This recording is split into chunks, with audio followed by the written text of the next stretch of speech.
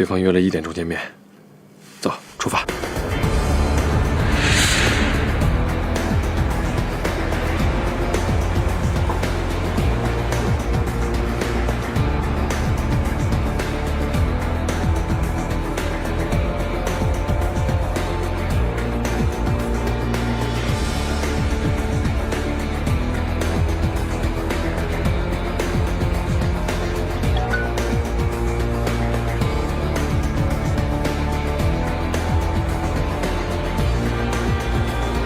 对方让把东西放到那边那个休闲椅那儿。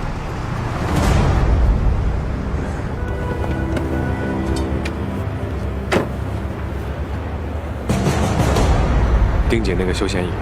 好。这么多钱，我真舍不得给。要钱要命。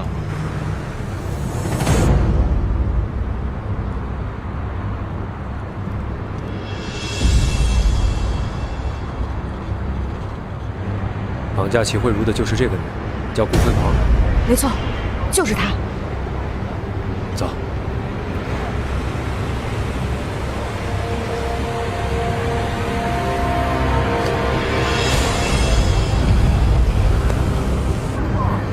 啊！有警察！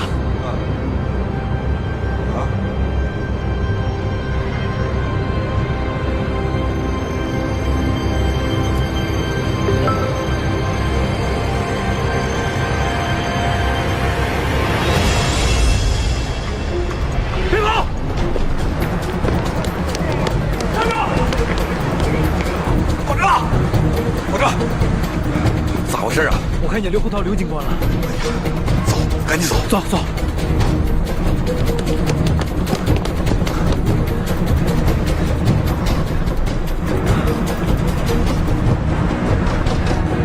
让他跑了，回去吧。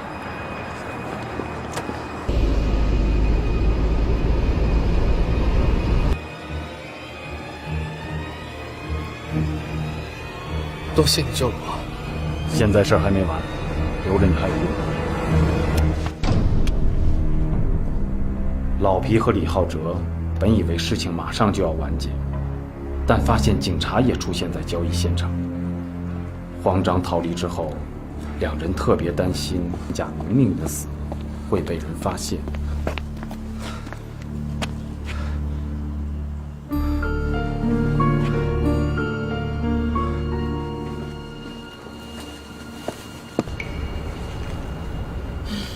两边电话都关机了，估计你那个电话号码已经不能再被信任了。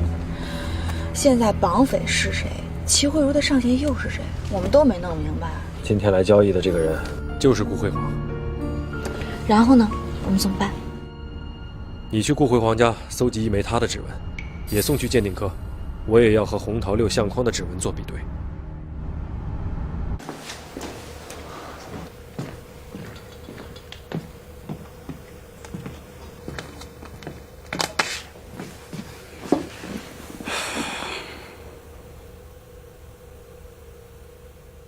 怎么就让嫌疑人跑了？你说，现在唯一的线索又中断了，你让督察的同志怎么想你啊？我已经让小黄去顾辉煌家采集指纹了，只要指纹和红桃6相框上的匹配，那我们就有证据了。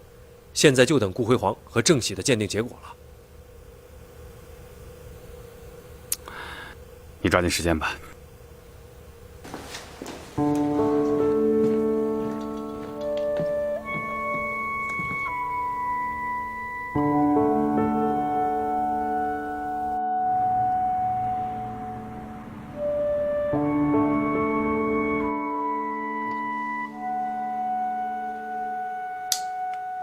刘洪涛想不通，本来详细的抓捕计划，怎么就出现纰漏了呢？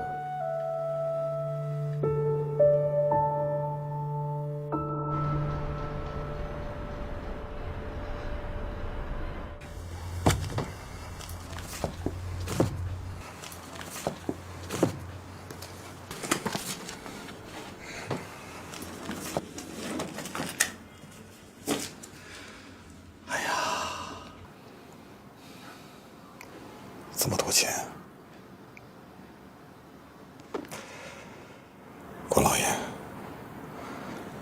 求你保佑我，我这给你磕头了。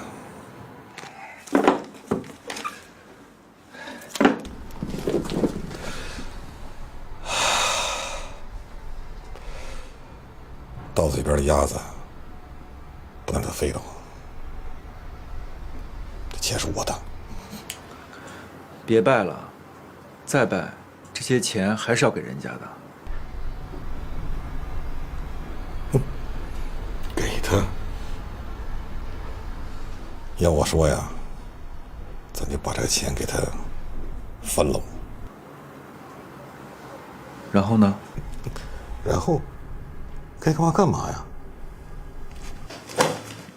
你觉得这件事就这么完了？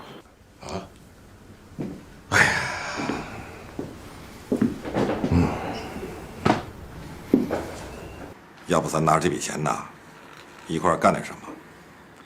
把我这个工作室呢改成法律咨询服务公司，咱们一块儿挣大钱。2个杀人犯，开个法律咨询公司啊？贾明明的事儿都过去了，就不提他了。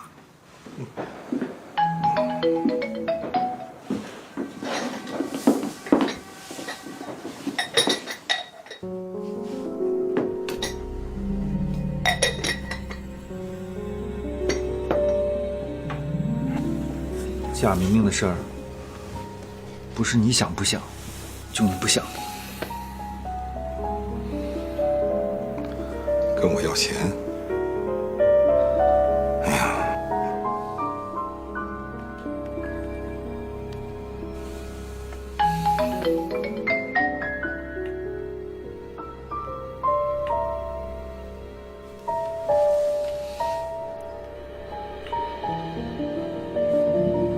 看来刘洪涛出现在交易现场，只是个偶然。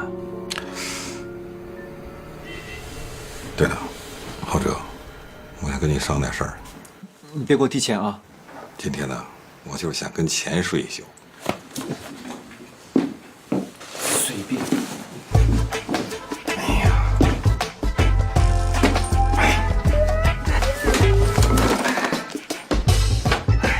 你干嘛呢？我呀，今儿把钱睡了，这叫什么呢？得把钱压住，睡在金山上，一辈子不说闲话。哎呀，不是我的，太好了，舒服。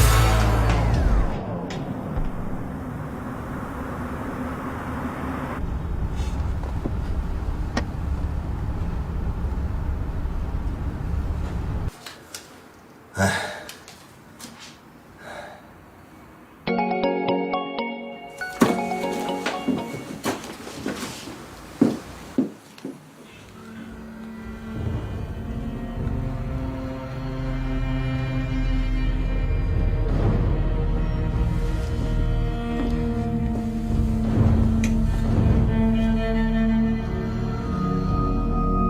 贾明明和张一林死有关吗？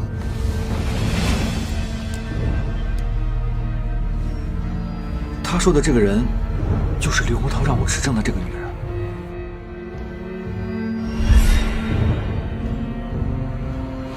她是电台的著名主播齐慧茹。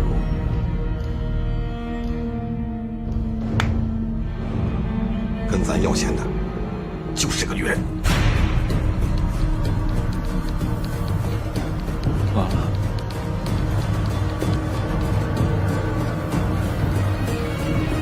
我闯大了。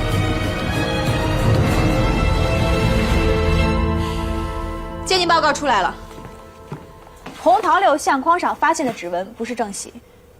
咱们的人在顾辉煌家发现了一份顾辉煌的体检报告和购房合同，根据体检报告上的血型和墙上的血迹进行对比，是吻合的。但是，红桃六相框上的指纹和顾辉煌的指纹对不上，明显是另外一个人，或许就是郑喜交代的那个人。到现在还是没有找到和指纹匹配的人。郑喜的那辆黑色帕萨特有消息吗？暂时没有。齐慧茹有下落没有？活不见人，死不见尸啊。跟我走。干嘛去？齐慧茹既然可以被绑架，那她的孩子也一定很危险，对方也许会对她的孩子下手。咱们赶紧去幼儿园看看。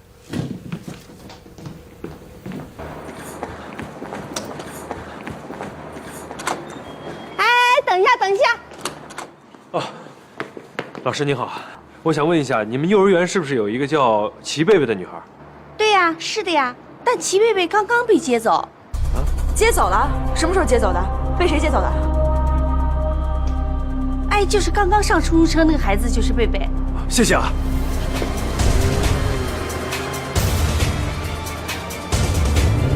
师傅，别干是别克。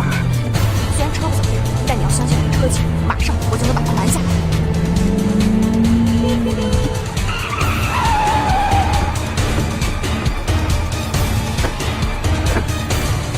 下车！贝贝，别怕。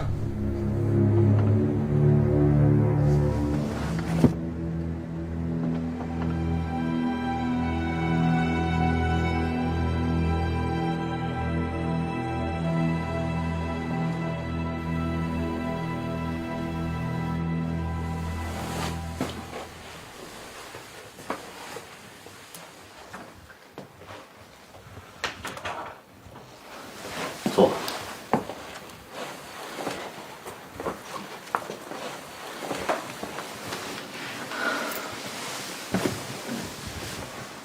你说齐慧茹是你的前妻？是啊，我们离婚已经很多年了。齐慧茹失踪了，你知道吗？失踪了？这到底怎么回事？我实话跟你说吧，她和一桩官员嫖娼案有关，而齐慧茹很可能就是卖淫的人。齐慧茹卖淫？简直不可思议！我们在监视齐慧茹的时候，在监控里面发现她被人绑架了，而绑架她的那个人用齐慧茹的手机，在和她认识的一个什么人做着一个什么交易。所以，如果你知道些什么的话，你最好能够告诉我们，这样可以帮助我们找到齐慧茹。我们已经离婚了，她的事儿我知道的很少。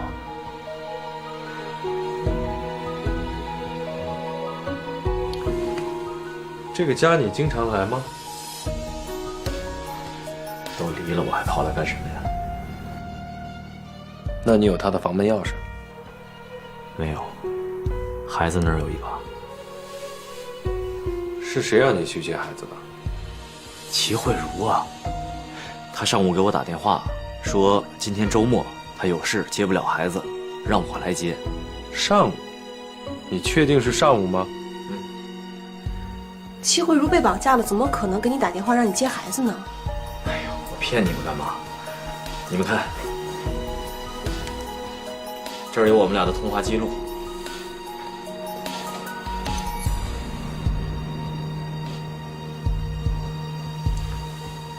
好吧，如果你有关于齐慧茹的任何消息，请第一时间通知我们，我们就不打扰了。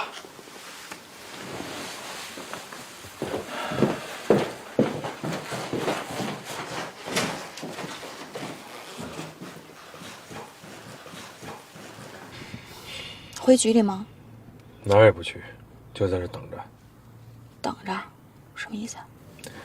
我刚才在齐慧茹家，看见他们家浴室的水龙头正在滴水，玻璃上全是水蒸气，这说明什么？有人洗过澡。他的孩子整天寄宿在学校，郭永刚又不经常来这里，而且他还没这里的钥匙，怎么会有人刚刚在这里洗过澡呢？齐慧茹回过家？只有这一个可能。你还记得我跟你分析过齐慧茹被绑架时候的那段视频吗？那个车停在齐慧茹身边，刚刚落下车窗的时候，齐慧茹做了一个向前凑近一步的动作。所以我怀疑，车里的这个人，齐慧茹一定是认识的，而这个人很可能就是郭永刚，绑架事件也是他自导自演的。师傅，我知道了，你的意思是，郭永刚知道齐慧茹在哪儿？聪明了。哎，所以我们从现在开始要24小时盯着他。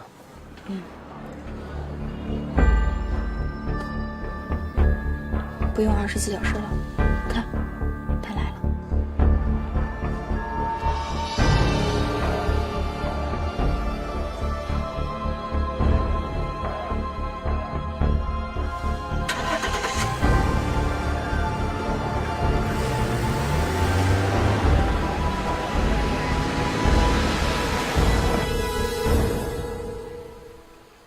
100万已经打过去了，可是蒋明明还是不给回复。怎么还没动静？你继续联系，一定要办妥。明白。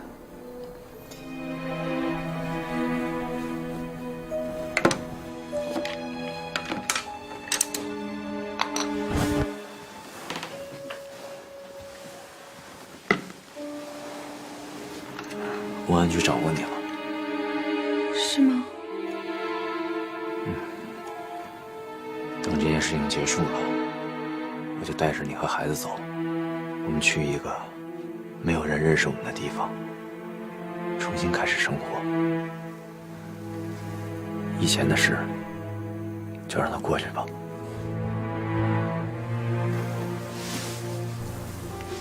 你真的愿意和我重新开始吗？慧茹，我从来就没有放弃过我们的婚姻。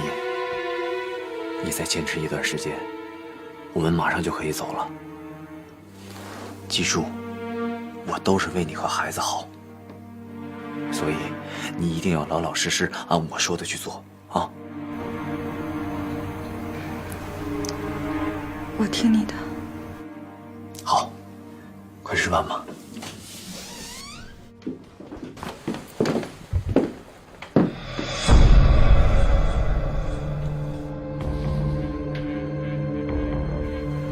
跟踪我，你们俩跟我们走吧。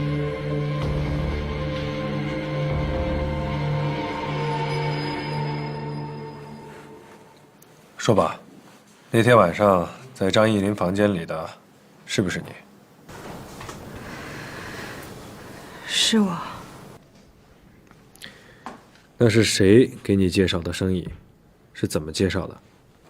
有一个叫贾小姐的人给我介绍的生意。我们是在网络上认识的，她听说我想做，便介绍生意给我。这个贾小姐是什么人？你跟她见过面吗？我没见过她。那你对这个贾小姐了解多少？比如说，她是怎么管理自己的卖淫组织的？我对她的事一无所知，我只是需要钱而已。所以平时我们都只是用手机短信联系。他把客人的房间号和时间发给我，我去就行了。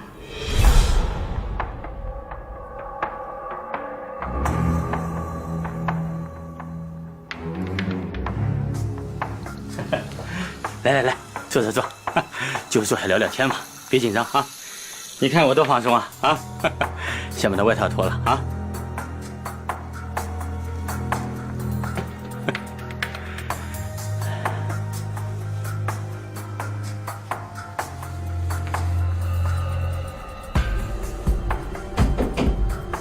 把门给我打开！我知道你在里边，你这臭不要脸的！我老婆来了！你要是不开门，我就报警，让警察专门侦测狗男女！打开呀！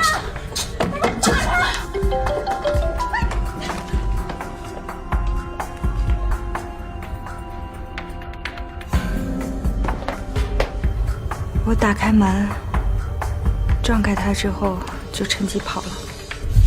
张艺林是怎么死的？你知道吗？我也不知道。那你后来为什么要把警察甩掉？我是怕警察把张艺林的死算在我头上。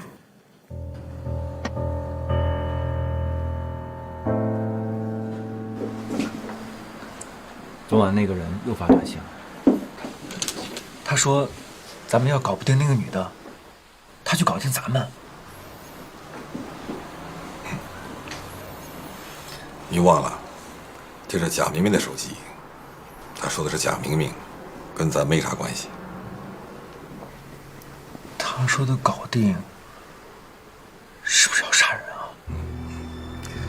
贾明明都被咱们搞定了，他还搞定谁呀？他给贾明明这100万，是不是封口费啊？应该是。那我们怎么办？你给他发个短信，就说和张爱玲睡觉的小妞马上搞定，请他放心。哦。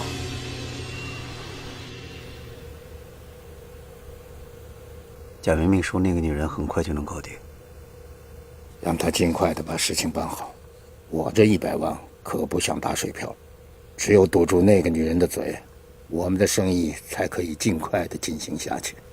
我明白了。那绑架你的人是怎么回事啊？我也不知道。绑匪是这个人吗？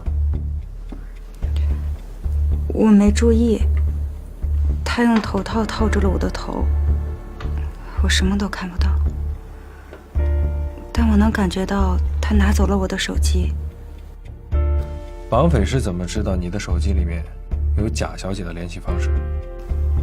这个我也不知道，我还以为他是贾小姐派来杀我的。那你告诉我，你后来是怎么回的家？后来，我感觉他把我弄到了一辆车上，车开了很久，然后他把我从车上弄出来，放到路边，解开我身上的绳子就走了。我拿下头套的时候，看到一辆黑色的帕萨特刚刚离开，我害怕他再回来找我，就给我的前夫打电话，让他到学校接一下孩子。我就回家冲了个澡，可是觉得家里也不安全，就在外边找了个地方躲了起来。也就是说，贾小姐是什么人，绑匪是什么人，你什么都不知道。我能告诉你们的只有贾小姐的电话号码。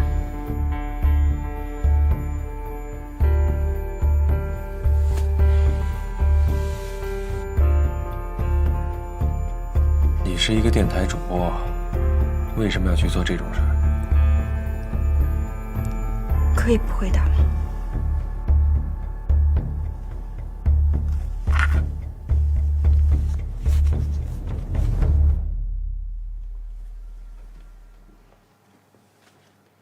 监控查到了，齐慧茹确实是在今天傍晚的时候被那辆黑色帕萨特放到路边的。这件事你怎么看？绑匪发现咱们盯上这件事儿了，钱也拿不到了，于是就把齐慧茹放了呗，钱也不要了。绑匪不要，我们就冒充绑匪继续要。怎么冒充啊？手机短信的把戏不可能用第2次了。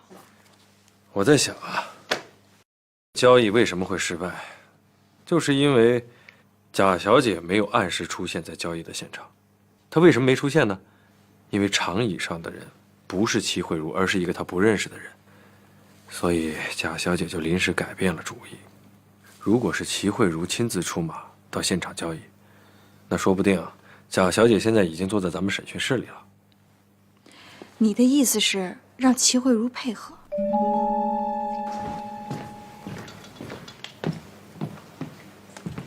说说吧，现在什么情况？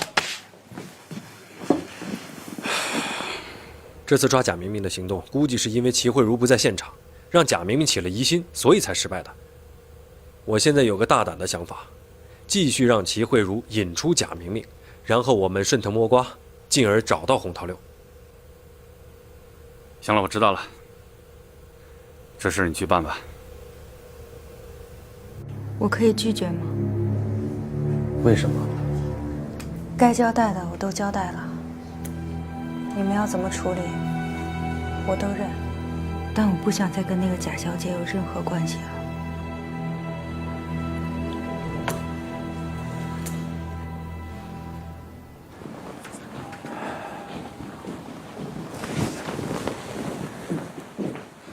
刘警官、黄警官，我前妻她就那点事儿，要罚多少钱你们直接说。齐慧茹的事情现在不是交不交罚款这么简单，要想放她走，就必须搞清楚她的上线贾小姐的情况。我们现在希望她配合我们抓住组织她卖淫的那个贾小姐，可是她不同意。我希望你去做她的工作。做这件事会不会有危险？我们会全力保护她的安全。那如果抓不到贾小姐，慧茹是不是不会被释放了？那倒也不是，但是我可以向你保证，如果你说服她配合我们，不管结果如何，我都会向局里说明她的具体情况，让局里早点放她回家。行。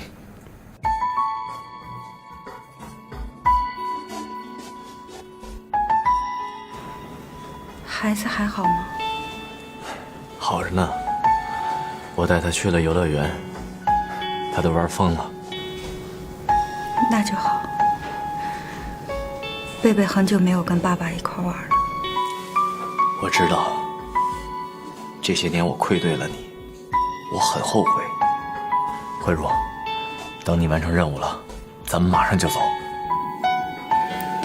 好，我同意配合警方完成任务，但我有个条件。你说，他们听着呢。我要你陪我一起去完成这个任务，有你在，我心里踏实。行，我和他们说。刘警官，你们都听见了吧？我同意他的条件，师傅，但是一切部署都得听我安排。就这样。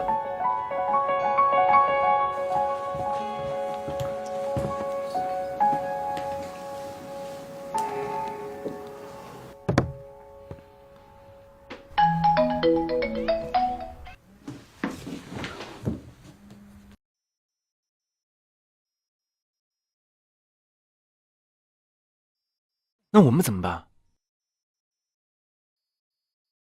看来是躲不掉了。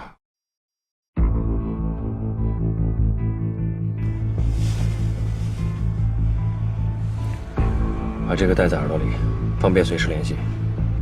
如果对方给你发短信，把每一条短信都转发给我，这样我第一时间会知道，好指挥你们该怎么做。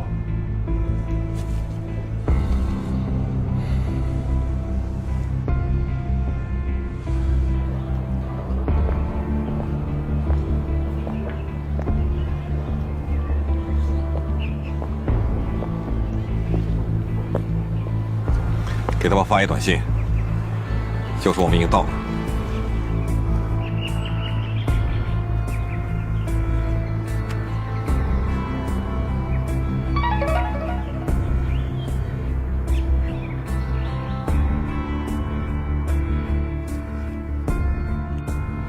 告诉他你的位置。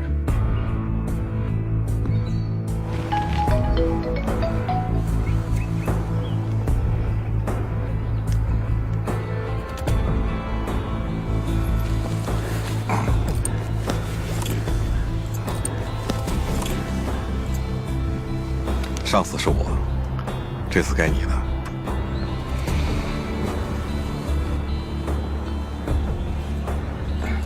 走。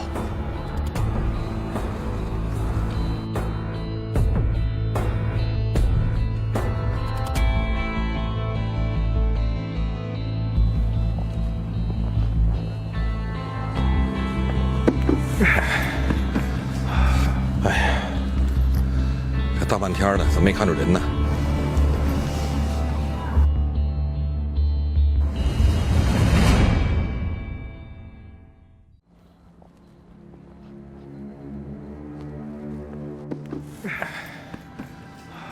哎呀，这大半天的，怎么没看着人呢？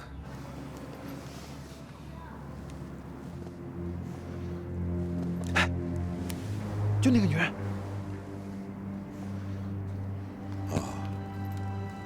就是这个人啊！先等等，给他发个短信，告诉他到前面白坊小广场那里。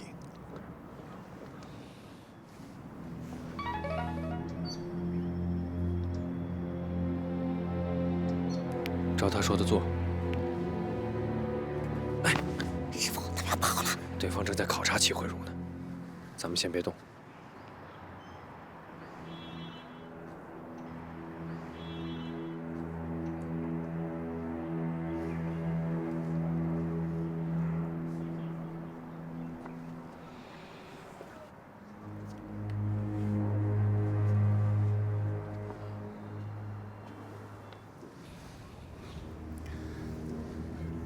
再给他发一短信，告诉他离开那儿，去新湖公园。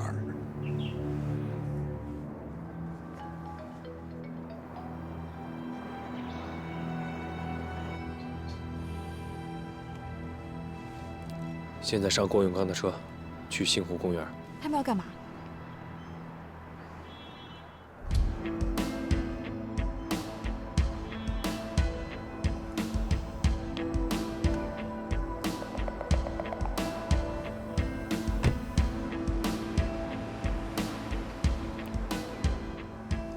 走，咱们去新湖公园。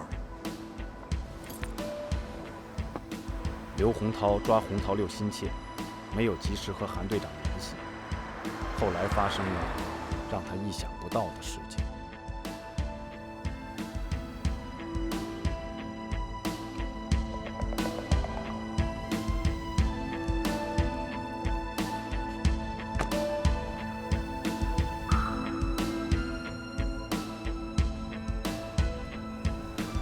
刘警官，你在哪儿啊？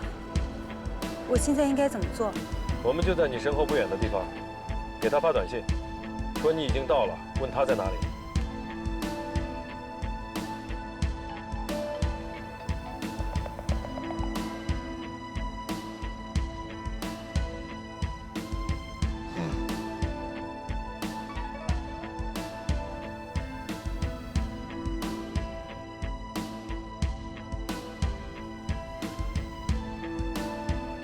按他说的做，去桥边，我们在后面跟着你。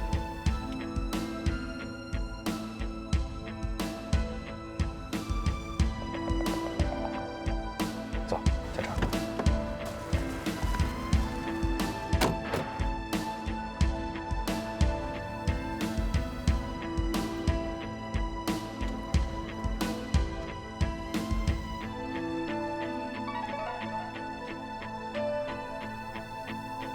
那就按他说的，去公园北门。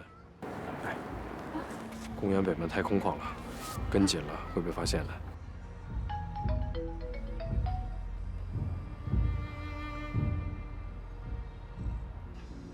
有人发现咱们了，我估计是齐慧茹的帮手。咱们现在怎么办？也不知道怎么发现咱们的。那咱就照他说的做吧，赶紧解决这事儿。把钱留下之后，两人终于松了一口气，但他们不知道，后面还有一个更大的阴谋在等着他们。而这边，毫不知情的刘洪涛还在按原计划跟着齐慧茹。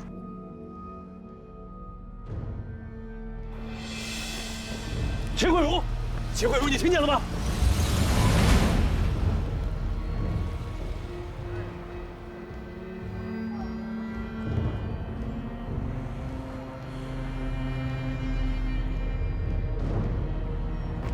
师傅，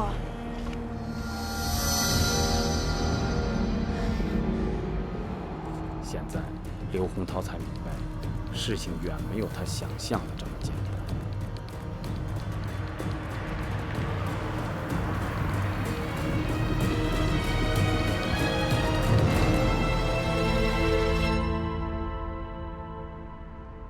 黑色帕萨特经过大华路口是10分钟之前了，有可能经过的路口有5处。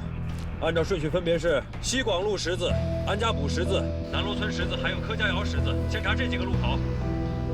哎，有了，嫌疑车辆是从柯家窑10字往西上了308国道。明白了，他跑不了。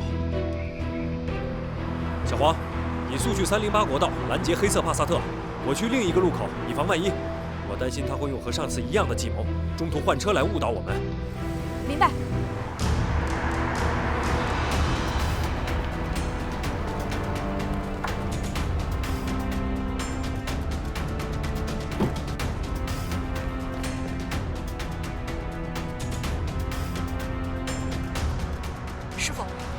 现了那辆帕萨特，人已经跑了。果然没错，他跑不远的，快去追！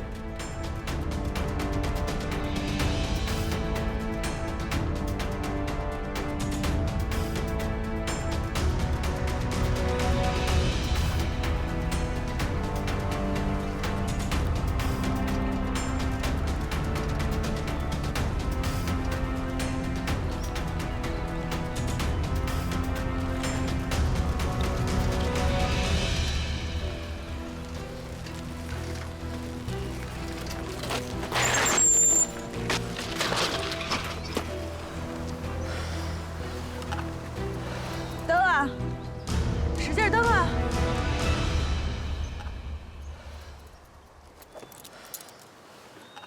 过来。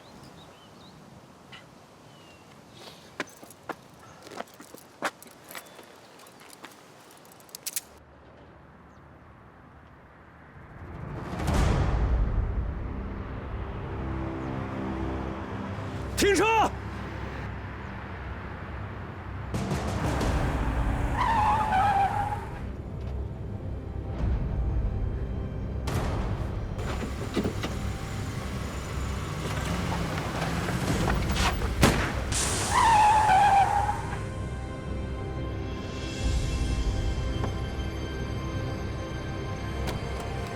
下来。刘洪涛，你可以啊！竟然能猜出来我会从这儿发挥手。同样的把戏，用第二次就不好使了。对于我来说是这样，对于你来说也是同样的，不对吗？把枪扔地上，要不然我就杀了他！郭永刚，你以为你还跑得了吗？我告诉你，我们已经把你的指纹和正喜房间里那个相框上留下的指纹进行了比对，是完全吻合的。你就是洪桃六。对，我就是洪桃六。我真没想到，绑架齐慧茹的竟然会是她的前夫。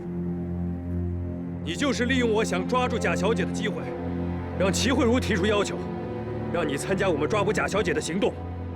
幸好我早就怀疑了，我让信息中心监控了你还有齐慧茹的手机，你们2部手机发出的每一条短信，信息中心看得一清二楚。从西湖公园开始，齐慧茹把贾小姐发给她的短信都转发给了你，而她发给我的信息每一条都是错误的，为的就是吸引我的注意力。而你呢，根据贾小姐的信息和她进行了交易。你开着黑色的帕萨特接走了齐慧茹，让顾辉煌开着这辆比亚迪在国道上等你们，然后你们交换了汽车，让顾辉煌继续吸引我们的注意力，对不对？可惜啊，顾辉煌现在已经被我们抓住了，根本就没想让他跑掉。你太自信了，郭永刚，你自信的过了头。落在你手里，我根本就没想活。郭永刚，不要轻举妄动，你想想你的孩子，齐慧茹，你没想到吧？你这样帮着郭永刚，他最后还是把刀子架在你的脖子上。你的孩子长大之后会恨你一辈子的，你想清楚了，把刀子放下，投降吧！别他妈废话！我告诉你，我谁也不爱，我早就活腻了。活着对我来说只有痛苦。我栽在你手里，我就没想着能活。我已经制造了那么多条人命，魏杰是我杀的，郑国强是我杀的，焦峰也是我杀的，张一林还是我杀的。我横竖就是个死。要不你现在就开枪把我打死，要不我就杀了齐慧茹，让他先去阴曹地府给我探个路。郭永刚，你想清楚了？刘洪涛，知道我为什么用洪涛六的扑克牌来挑衅你吗？因为你就不是个男人，我根本就看不起你。你要是个男人，你现在就开枪把我打死，要不你永远都是我的手下败将。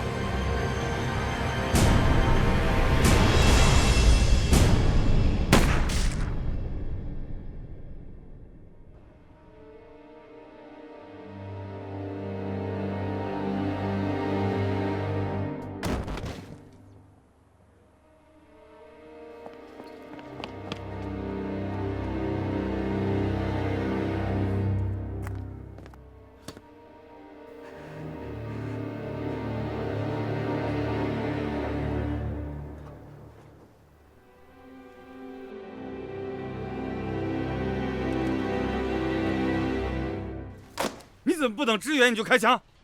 你知不知道郭伟刚的重要性？他很可能就是红桃六。以当时的情形，我根本没有选择的余地。不过郭永刚肯定不会死，我打中的是他右肩肌肉的部分，那里没有什么脏器和动脉。我要求马上审讯戚慧茹和顾辉煌。审讯的事儿你就不要掺和了，我跟小黄去就行了。你抓紧时间再写一份详细的报告，越详细越好。你就等着这个审查小组的询问吧。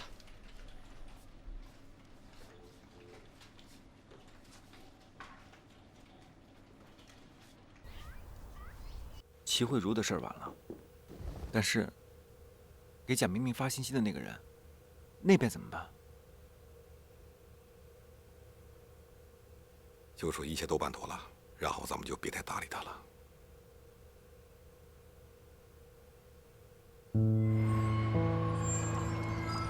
你说这个人，贾明明钱是收了，但还是不肯露面。看来他不想把老板的东西交出来。既然这样，就别怪我不客气了。找到他，一定把东西拿到。明白了。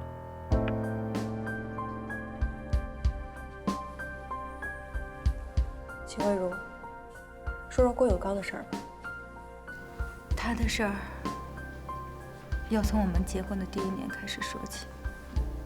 那时候他搞建材生意挣了些钱，然后他就拿着钱跑去澳门赌博，一开始赢了些钱，然后他就越玩越大，越陷越深，后来越输越多，就着了魔似的往澳门跑，生意也不做，家也不顾，有一回整整半年才回来一次，回来就把家里的生意给转让了，把家里值钱的东西也卖了，拿着钱又跑去了澳门，之后又过了半年才回来，一回来就跟我提出了离婚，一晃就是5年，我以为他都死了。这些年，我一个人带着孩子生活得很艰难，我也是没办法才干起杰克的生意。可我没想到厄运才刚刚开始，他没死，竟然回来了。我也不知道他从哪儿听说，土地局副局长张义林在跟我进行那种交易的时候坠楼死了。他也不问我为什么干这个，就让我管我的上线要钱。等等，你是说他一回来就知道你跟张义林的事情？是。不是你主动告诉他的？不是。这点很重要，记下来。你继续说。一开始我不同意，他就拿孩子威胁我，我还是不同意，他就走了。可我没想到他会绑架我，他拿走了我的手机，直接跟贾小姐联系。可是因为你们警方干涉，他并没有成功。你的手机能联系上你的上线贾小姐，是你告诉她的吗？不是，他好像自己就知道。这点也很重要，记下来。他放你走的时候，你已经知道他要去做什么了，是吧？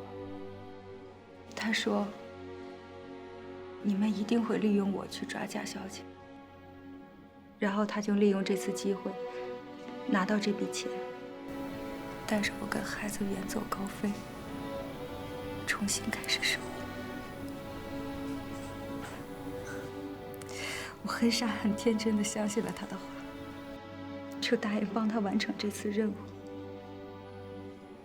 可我没想到会是这个结果。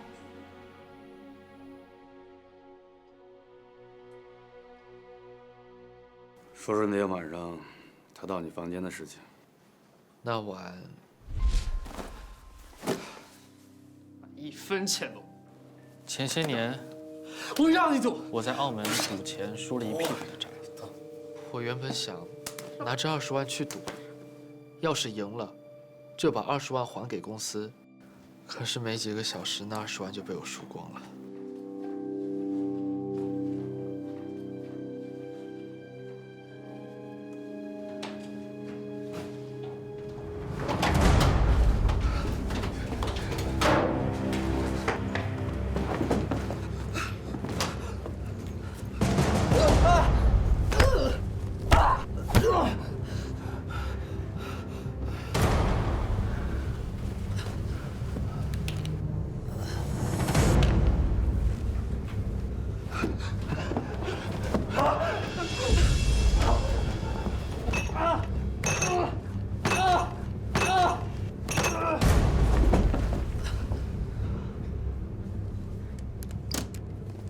那天他在酒店找到我的时候，手里拿着赌场的欠条。他说他是帮赌场来要债的，要是还不上，他就要了我的命。知道我现在为什么来找你了吧？后来我才知道，敲门的是酒店老板郑喜。郭永刚怎么会有你欠赌场的欠条？郭永刚告诉我，他说他之前在澳门和澳门一个赌王大战了3天3夜，最后一把，他把自己的命押上了赌桌，结果他用一张红桃六赢了赌王，于是赌王就把赌场的一些赌债转给了他，让他去要债。他说，他用一张红桃六赢了赌王。对。从那以后，他就把那张红桃六裱在相框里，随身携带，逢赌必供。从此以后，他就有了红桃六的这个称号。这么说，酒店老板郑喜房间里那个镶嵌着红桃六的相框是郭永刚留下的。是。他为什么要把那个相框留在宾馆？我也不知道。你又为什么去绑架了齐慧茹？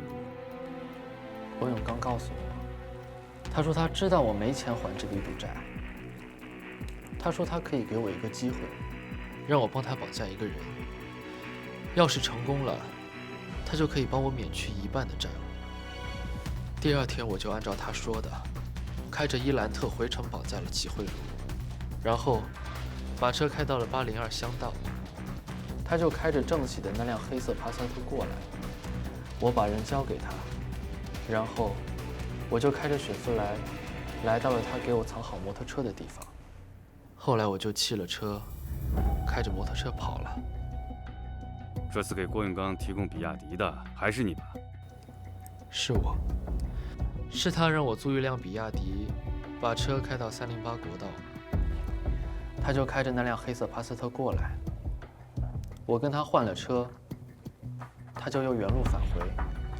之后我就按照他说的，开着那辆黑色帕萨特，沿着308国道往出城的方向开去，以便吸引你们的注意力。后来我就把车开到了他事先给我藏好交通工具的地方。给我辆自行车。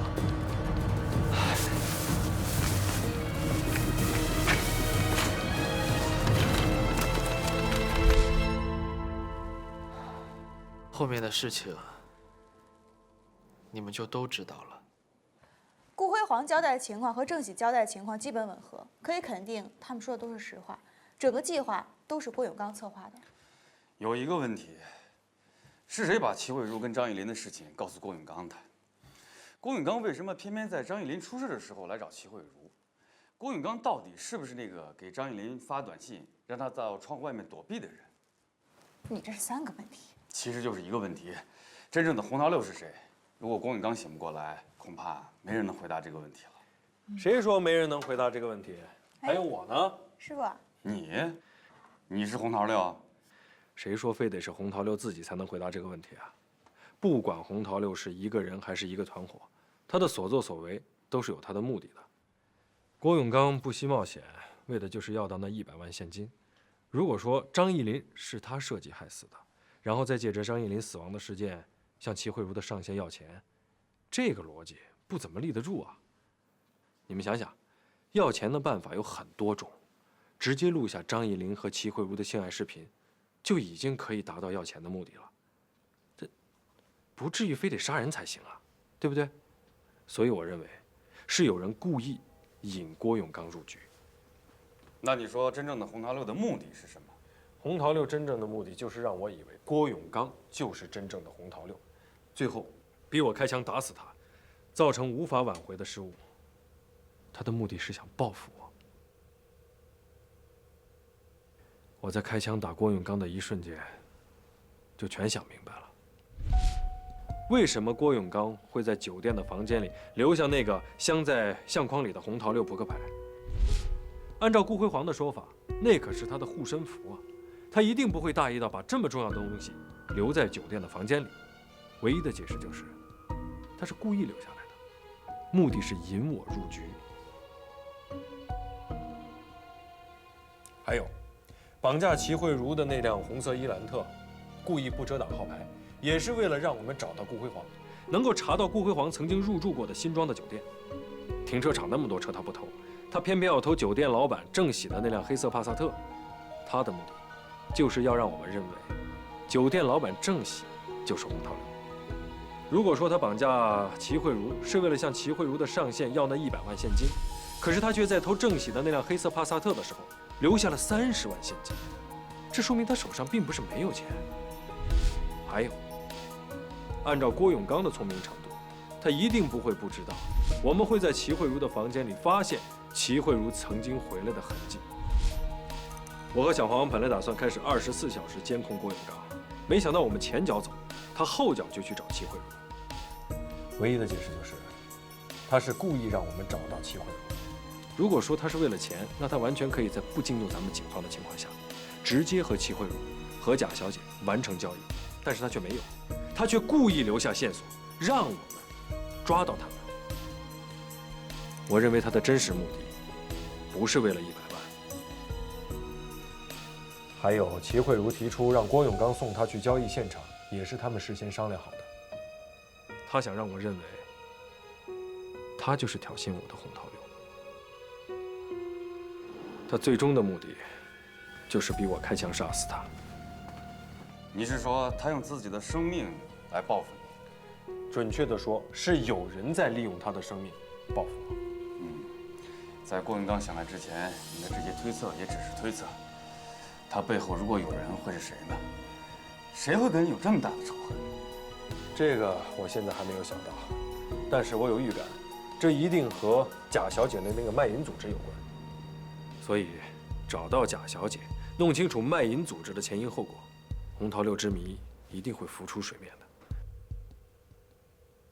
我们现在有一个现成的机会，贾小姐和齐慧茹交易成功了，现在应该是她最放松的时候。她一定不会这么快就知道齐慧茹被我们抓了。我们现在可以利用齐慧茹的这部手机，再次假扮齐慧茹，去联系贾小姐，兴许就会有机会抓住贾小姐。韩队，我觉得我师傅说的有道理。你打算怎么做？这个手机从头到尾就跟齐慧茹联系过。现在齐慧茹的问题解决了，我觉得可以把这个手机处理掉。不着急，贾明明虽然已经死了，但是呢，他有太多的秘密，我们还不能随便处理他的东西。东西在，起码我们第一时间能了解一些情况。这东西不在了，我们可真就是两眼一抹黑了。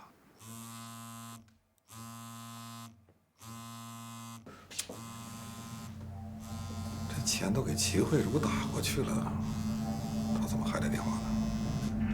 是挂还是接呢？既然交易还是这么顺利，我看没必要那么紧张吧。你的意思是接？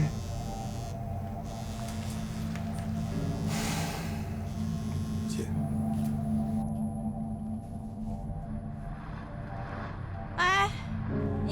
100万，你们打算怎么花呀？哎呀，那还用说吗？买房、买车、换老婆。你怎么就这么点出息啊？啊，这100万在大城市能买套房吗？要我说，拿着这些钱就应该去投资，要学会用钱生钱，要会理财，知道吗？李浩哲，你为什么不接我电话？你知不知道你现在很危险？这个声音是……我功劳最大，我分48%。我跟你们说啊，挂了，师傅。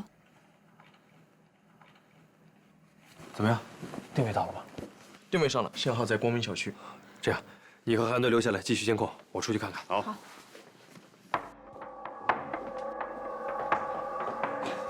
你跑啥？你等会儿，别跑，快点！别着急，你要干什么？哎，你听我说啊，那个叫刘洪涛公安的声音，我听得出来。现在齐慧茹也被抓了，他一定会把贾明明的事儿告诉公安。这个手机必须扔，说不定公安已经定位这个手机了。等会儿，等，别着急，别着急。怎么着？你先别扔，让我想想，我想想。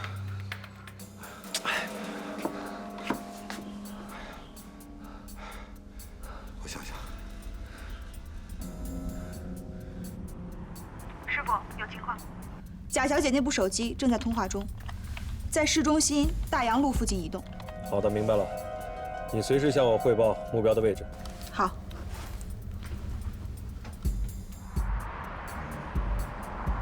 师傅，那部手机位置停在龙山车站，已经和你很接近了。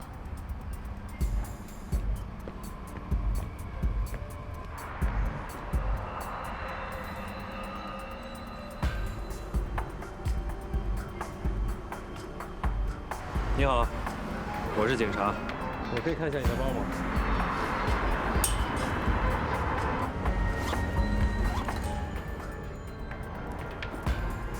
咦，这不是我的手机啊！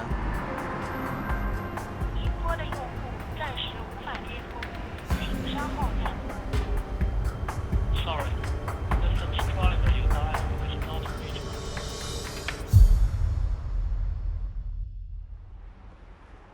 贾小姐的那部手机我已经找到了，她把手机放在别人身上，人早没影了。那怎么办？你们先到局里附近那家餐厅等我，我有新发现。好。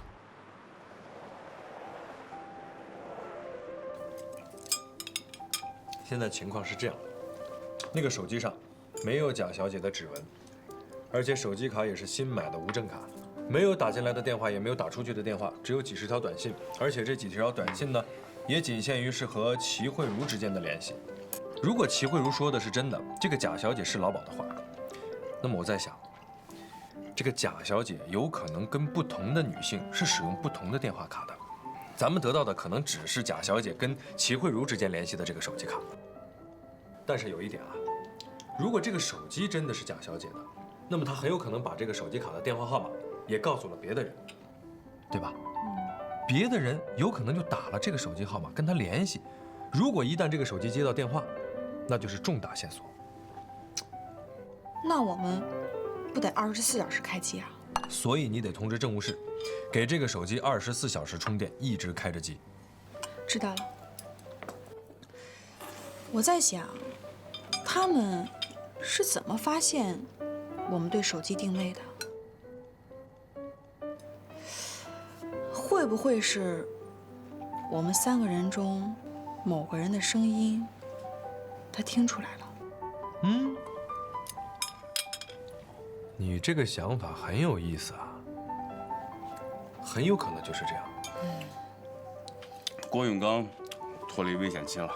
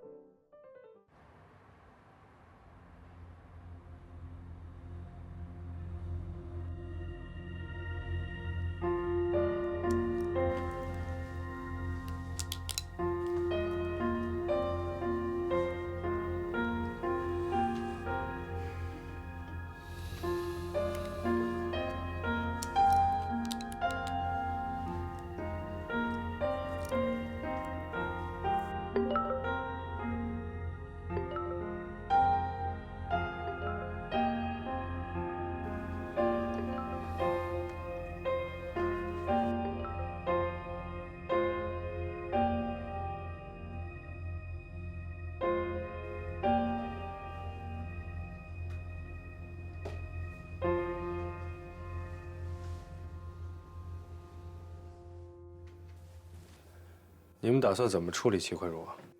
你觉着呢？我觉得，要不还是把人放了吧。他不就是卖淫那点事儿吗？你这是在替他求情吗？我这不是替他求情，我这是出于对破案策略的考虑。把他给放了，不意味着我们放弃对他的监视。齐慧茹可是现在我们知道的唯一一个和卖淫组织有关的人，咱们放他出去，对破案是有利的。你早这么说不就完了吗？你看你，其实啊，局里也正在研究这个问题。在案子破获之前啊，这个齐慧茹呢，依然可能是一个变数。表面上我们对她进行特殊的照顾，实际上是要从她身上挖掘更多有价值的信息。如果局里对她采取这种非常规的方式，恐怕还需要你的配合。你可要做好思想准备啊！我没问题啊，只要对破案有利，我肯定配合呀。好，一会儿咱们和小黄一起吃个早饭。要吃你们吃吧，现在郑广福和宝马730还没下楼呢，我哪吃得下去饭啊？现在郭永刚昏迷不醒，唯一的线索就是送齐慧茹到宾馆的郑广福了。下午我再去郑广福家一趟。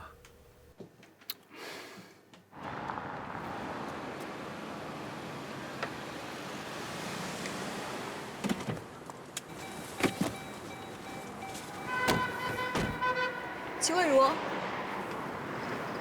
你应该感谢我师傅，他在局里可替你说了不少好话。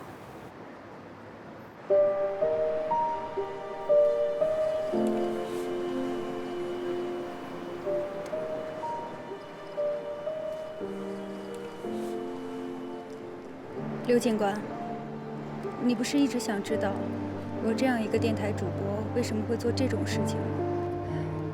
你现在应该知道了。郭永刚欠了一大笔赌债，等着我去还。我一个普通白领，要是不做点兼职，根本没法还得了。我知道，我现在在你们眼里已经是坏人了。我不祈求你们能同情我，我只求你们能把我的事情向外界保密。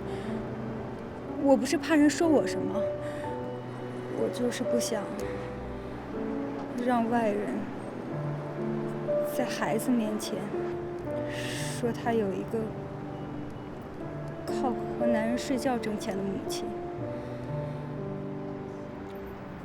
你放心吧，局里决定放你出来，就已经考虑到这一点了。不过，你电台的工作可能要暂时放一放。我知道，谢谢你，刘警官。今天是周五，赶紧去接孩子吧。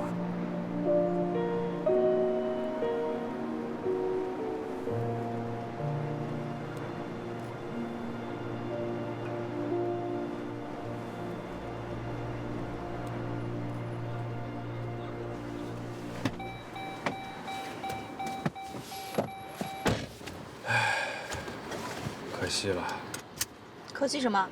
以后再也听不到小慧主播的节目了。切，有什么好听的？听我跟你说，小姨主播，听众朋友们，大家晚上好，欢迎您收听今天晚上的节目，我是小姨主播。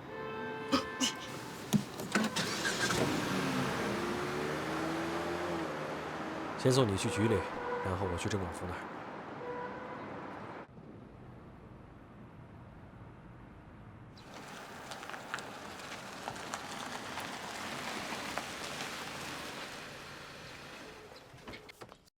你真能帮到广福啊？嗨，这广福的事儿就是我的事儿，肯定我要帮他的。也许啊，我能知道他藏在哪里。哦，那你说说看。这不前一个时期啊，孩子他妈和广福离婚以后呢，他就一个人过。前段时间呢，在城里认识一个女大学生，他们两个人就好上了，并且呢，广福也非常的喜欢她。这不，那宝马730就是给这女孩买的，这不就正商量着结婚呢吗？这突然间，这广福到底出了啥事儿啊？说没影没影了，到现在找不着。我估摸着，保不齐他就藏在这女孩的。这女孩叫什么名字啊？住在哪儿啊？叫薛娜。你有她的电话号码吗？有。哎呀，打了多少遍了，根本就打不通。您啊，把她的电话写给我，我有办法找到她。那行。师傅，你提供的电话号码，我们查到了她的学校地址，咱们一起去。好，我去接你。好，你们说的这个薛娜，确实是我们新闻广播学院今年的毕业生。她可是出了名的好学生，在校期间一直担任我们校园广播的主持人，全校师生没有人不认识她。就是社会关系比较复杂一点，还没毕业那会儿，经常有好多车子在我们学院门口接她。好，哎，那这些车里面有没有一辆宝马730？宝马有，奔驰、劳斯莱斯好多车呢。不过这个也说不上啊，人家女孩子不光人长得漂亮，学习成绩又好。你说好女孩找个有钱人的话，这也说得过去。哦，对了，主任，哎，您知不知道她现在住哪儿？哦，这个我就不清楚了，毕竟毕业了嘛。师傅，现在连薛娜也找不到了，那我们应该怎么办呀？总会有办法的。我现在想起了一个人，也许啊，他能给我们一个答案。你先回局里吧，我自己过去找他，顺便去火车站接小可。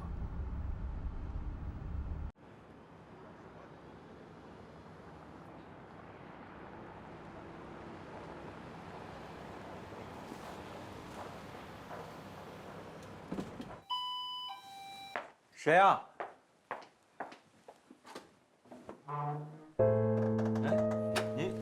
浩哲奶奶，奶奶好。哎呦，怎么又是你呀？上次的事儿让您受惊了，我就说抽个空过来看看您的。